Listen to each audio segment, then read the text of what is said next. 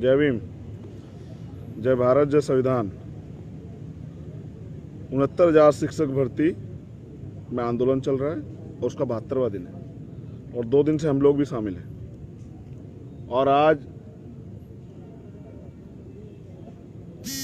बहुजन mission में मान्यवर काशीराम साहब को के सहयोगी, उनके साथी मान्यवर दीना भाना वाल्मीकि साहब की भी जयंती है और वो जयंती पे हमने उनको आज यहीं पे सभी बहुजन समाज के लोगों ने नमन किया है धरना स्थल पे ही। उसके साथ जो है आज हॉकी के जादूगर मेजर ध्यानचंद जी का भी जो है जन्मदिन है, उसको भी हम लोग सेलिब्रेट कर रहे हैं। लेकिन आंदोलन को भी हम लोग सेलिब्रेट कर रहे हैं क्योंकि आंदोलन जो है ना हर कोई नहीं कर सकता। जो बहादुर होते हैं वही लोग आंदोलन करते हैं। तो ये आंदोलन धार पे है, लेकिन निकम्मी गूंगी बहरी सरकार सुनना नहीं चाहती। देखिए स्पष्ट है, घोटाला हुआ है। पिछड़े वर्ग आयोग की रिपोर्ट है जिसमें लिखा गया है कि भारतीय संविधान के आर्टिकल 14, 15, 16 का वायलेशन का उल्लंघन हुआ है। आरक्षण नियमावली का पालन नहीं किया गया है। आंदोलन जारी है और आंदोलन जारी रहेगा। लेकिन यहाँ जो ओबीसी एससी संगठित मोर्चा, जो यहाँ के जो आंदोलनकारी साथी हैं जिनके नेतृत्व में आंदोलन चल रहा है, कल हमारे आंदोलन को लीड किया था बहन मुक्ता कुशवाहा ने और आज जो हमारी जो लीड करने की जो नेता थी वो थी तस्लीम बानो। मेरे साथ हैं, मेरे राइट हैंड पे अमरेंद्र पटेल और मेरे बाएं हाथ पे विजय यादव। ये भी इस आंदोलन के दोनों अग्रणी नेता हैं। मोर्चे ने कुछ तय किया है, मेरा काम है इस आंदोलन को सहयोग करना। अब मैं दोनों साथियों से कहूँगा कि उनमें से कोई एक व्यक्ति मोर्चे ने क्या तय किया आंदोलन के विषय में, क्योंकि जो यूनिट है पूरे उत्तर प्रदेश की, लगातार लोग सक्रिय हैं, लगातार लोग आ रहे हैं। रात में भी कल लोग आए थे, कल आज सुबह में भी हज़ारों लोग आए थे और भविष्य में भी जब जब आंदोलन को धार दी जाएगी और अपील की जाएगी तो लाखों लोग आएंगे भी। लेकिन अब मोर्चे ने क्या तय किया, मैं ये दोनों जानकारी के लिए आपको सामने जो है ना प्रस्तुत करता हूँ। हमारा कोई एक साथी मोर्चे की तरफ से वो अपनी बात रखे कि मोर्चे ने क्या तय किया है। सभी क्रांतिकारी साथियों को जय भीम। जैसा कि भाई ने बताया कि आंदोलन लगातार 72वें दिन सफलतापूर्वक आज हमारा पूरा हुआ शाम तक, जो लगातार जारी रहेगा। सरकार को हम एक मौका दे रहे हैं कि हमारी मांगों को सुना जाए। राष्ट्रीय पिछड़ा वर्ग आयोग की जो रिपोर्ट है वो किसी दल विशेष की नहीं है, एक संवैधानिक संस्था है जिसको इसी सरकार ने गठित किया है। उनकी रिपोर्ट है 6 पन्ने की और वो 29 अप्रैल को ही जारी हुई थी। 72 दिन लग गए इस बात को हम लोगों को निवेदन करते करते, लेकिन किसी ने हमारी सुनवाई नहीं की। उसके बाद ये 2 दिन से जो हमारा आंदोलन बढ़ा हुआ है, हम लोगों ने तय किया है कि हम अगले 5 तारीख तक, 5 सितंबर तक, शिक्षक दिवस तक सरकार को एक मौका देंगे कि वो अपनी गलती सुधारे और अपने आयोग की संस्तुति जो है उसको लागू करे, उसकी सिफारिशें लागू करे और जो दोषी हैं, जो अधिकारी हैं जिन्होंने ये गुनाह किया है, उनको दंडित करें और संविधान का पालन करें। उनके जो मूल हैं उनका जो है सम्मान करें। इसलिए हम लोगों ने तय किया है कि 5 तारीख तक, 5 सितंबर तक हम लोग सरकार का इंतजार करेंगे। वो हमारे लिए कोई रास्ता निकालेगी। अगर निकाल लेती है तो ठीक है, नहीं तो 6 तारीख को पूरे जो है देशव्यापी आंदोलन हम लोग करने जा रहे हैं, जिसमें हमारे साथ सभी लोग खड़े होंगे। ये हम ऐसी उम्मीद कर रहे हैं। बाकी हमारे भाई जो है आगे जारी रखेंगे। धन्यवाद। तो अगला आंदोलन हमारा कब है, बड़ा आंदोलन? अगला आंदोलन जो डेट डिसाइड हुआ है हमारे ओबीसी एससी संगठित मोर्चा की तरफ से और भाई का भी सहयोग है, वो 6 सितंबर को रखा गया है।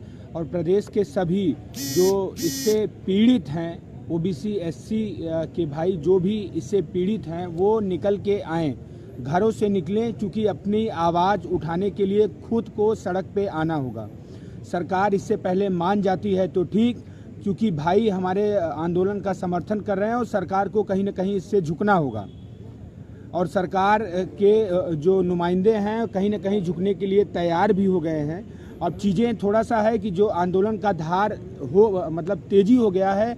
6 तारीख को हम लोग पूर्ण उसे आहुति देंगे और प्रदेश के सभी युवाओं, नौजवान, पिछड़े, दलित सभी साथियों से मेरा निवेदन है कि 6 तारीख को लखनऊ की धरती पर सब लोग आएँ और लखनऊ में जो महाआंदोलन होगा उसका सपोर्ट करें। धन्यवाद। सभी मैं चाहता हूं कि आप लोग सभी संगठनों से जो दलित पिछड़े वर्ग से आते हैं, जी सभी पार्टियों से भी आपको अपील करनी चाहिए कि वो भी इस आंदोलन में मदद करें।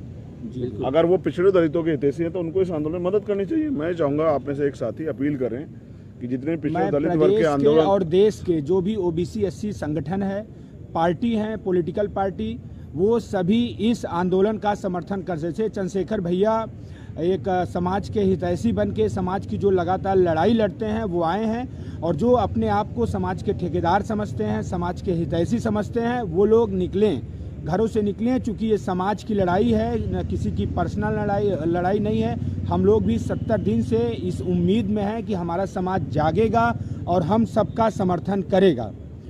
इसी उम्मीद में हम लोग 6 तारीख को पूरे प्रदेश, पूरे देश के ओबीसी एससी संगठन और सभी पार्टियों से निवेदन करते हैं कि लखनऊ की सरजमी पर इको गार्डन में जरूर आएं सभी लोग। धन्यवाद। बाकी की बात देखिए, जहाँ तक मैं समझता हूँ ये अधिकारों के लिए आंदोलन है, तो ये अधिकारों के लिए आंदोलन है। ये आंदोलन एक संदेश है सरकार के लिए भी और हम सब लोगों के लिए भी। अगर हम इस आंदोलन को हार जाते हैं, हारने का मतलब सरकार हमारी बात को नहीं मानती, जो हमारे नौजवान साथी, हमारी बहनें जो 70 दिन से बैठे हैं वो जो चाहते हैं, अगर वो नहीं मानती तो इससे स्पष्ट हो जाता है कि वो दलित पिछड़ा विरोधी। और अगर वो मान लेती है, क्योंकि पिछड़ा वर्ग आयोग की रिपोर्ट है जो उनकी संवैधानिक संस्था है, उसमें लिखा गया है, जैसा मैंने आपको बताया कि कॉन्स्टिट्यूशन के आरक्षण नियमावली का वायलेशन हुआ है, तो मैं समझूंगा कि सरकार में थोड़ा बहुत दर्द पिछड़े और दलितों के लिए है, और पिछड़े और दलितों के संविधान सम्मत जो होना है उसके लिए है। ये सरकार संविधान चल रही है। अदरवाइज मैं समझता हूँ कि हम ये बिल्कुल मान लेंगे कि सरकार जो है ये मनुस्मृति मनुवाद से चल रही है और ये किसी भी कीमत पे दलित पिछड़ों को उनके अधिकार नहीं देगी। देखिए, जब मैं लखनऊ आया तो मुझे जानकारी में था कि 69,000 शिक्षक भर्ती का आंदोलन चल रहा है, बच्चों के साथ मारपीट हुई थी।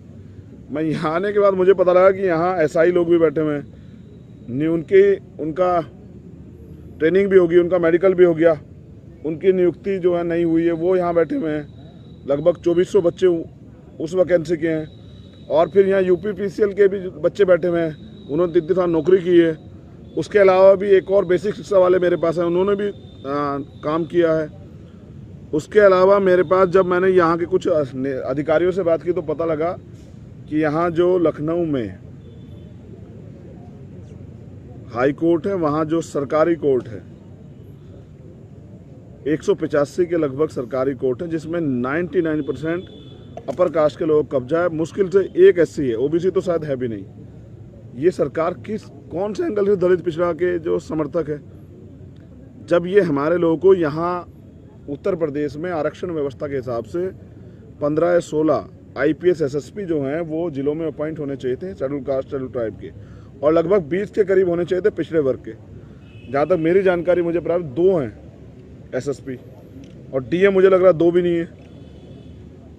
तो ये कहाँ से सामाजिक न्याय वाली सरकार है? ये सरकार कौन सी जो है किस एंगल से दलित पिछड़ों के हितैषी है? एक तो मेरी समझ में आया कि जिस तरह से दलित पिछड़ों के प्रति कुंठित मानसिकता इनके अंदर है, उनके अधिकारों के प्रति नकली जो इनका प्रेम है वो उजागर हो चुका है, और अब जनता को सावधान रहना चाहिए। ओबीसी एससी संयुक्त मोर्चा ने, शिक्षक संयुक्त मोर्चा जो है उन्होंने जो ऐलान किया 6 तारीख के आंदोलन को हमारा पूर्ण समर्थन है, और मैं सभी कार्यकर्ताओं से ये मांग करूंगा कि वो बड़ी संख्या में 5 तारीख की रात को इको गार्डन पहुंचे। 6 तारीख को आंदोलन होगा, एक ऐसा आंदोलन होगा जो तय करेगा कि आने वाले कल में दलित पिछड़े वर्ग के लोग यहाँ गुलाम बन के जिएंगे, अपने हकों को प्राप्त करेंगे। हम किसी भीख नहीं मांग रहे, हम किसी का हिस्सा नहीं मांग रहे, हम तो अपना मांग रहे हैं जो संविधान ने हमें दिया है। अगर आप वो भी नहीं दोगे तो हम लोग कमज़ोर नहीं हैं। तो मुझे विश्वास है कि 7 दिन 5 सितंबर शिक्षक दिवस है, और शिक्षक दिवस के दिन तक का अवसर जो है शिक्षकों ने दिया है, और मुझे आशा उम्मीद है कि सरकार मान जाएगी। नहीं मानेगी तो मनाना हम लोग जानते हैं, फिर वो धरना आंदोलन होगा। अगर आप मुझसे जानना चाहते हो मैं तो बता देता हूँ कि गांव-गांव में हम लोग दीवारों पे लिख के बताएंगे कि सरकार ने दलित पिछड़ों के साथ हकमारी की है, उनका हिस्सा छीना है, और हक की आवाज़ उठाने पे उनको बेइज्जत किया, उनको लाठी मारी है, उनको सताया, उन पर झूठे मुकदमे किए हैं, उनको डराने धमकाने का काम किया, उनको प्रलोभन देने का काम किया है। और हर जिला मुख्यालय पे हम लोग आंदोलन भी कर सकते हैं, इतनी क्षमता भी हम लोग रखते हैं। तो अगर सरकार हमारी मांग को नहीं मानेगी तो हर जिला मुख्यालय पे भी परमानेंट अनिश्चितकालीन आंदोलन चल जाएंगे। अब ये देखते हैं सरकार अपना निकम्मापन छोड़ के पीड़ितों की, शोषितों की मदद करती है, SC ST OBC के लोगों को अधिकार देती है या हठधर्मी करके हमारे अधिकारों पर कुठाराघात करती है, ये समय तय करेगा। आंदोलन जारी है और आंदोलन लगातार जारी रहेगा। मैं आपसे भी अपील करता हूं कि 6 तारीख में, चाहे 6 तारीख की सुबह पहुंचे या 5 तारीख की रात को, बड़ी संख्या में पहुंचे और सरकार को एहसास कराएं। अभ्यर्थियों से मेरी मांग है कि वो भी आएँ और जो चाहते हैं कि उत्तर प्रदेश में दलित पिछड़े वर्ग के लोगों के हितों की रक्षा और हम अपने आने वाली पीढ़ियों को मुंह दिखा पाएँ, हम उनका सामना कर पाएँ कि जब भारतीय संविधान को ख़त्म किया है, उसके अधिकार छीन रहे थे, आप लोग क्या कर रहे थे। तो हमें लड़ना चाहिए, क्योंकि तमाम हमारे सीनियर नेता कह के गए बहुजन महापुरुष कि जिंदा कौम 5 साल इंतजार नहीं करती। चाहने को तो ये शिक्षक भर्ती के लोग भी अगली सरकार का इंतजार कर सकते थे, लेकिन इसलिए लड़ रहे हैं क्योंकि बिना लड़े कुछ मिलेगा नहीं। मांगने से भीख मिलती है, छीनने से अधिकार मिलते हैं, और जो अधिकार आपके छीन ले गए उनके लिए लड़ना पड़ता है। इनमें क्षमता है। मैं उन क्रांतिकारी बहनों को और नौजवान साथियों को भी नमन करता हूँ जिन्होंने इस आंदोलन को चक्कर चला के रखा, लाठियाँ खाई, और मेरा सहयोग इस आंदोलन में हमेशा रहेगा। जय भीम, जय भारत, जय संविधान, धम्मरात्रि। आप सभी के लिए मंगल कामनाएं।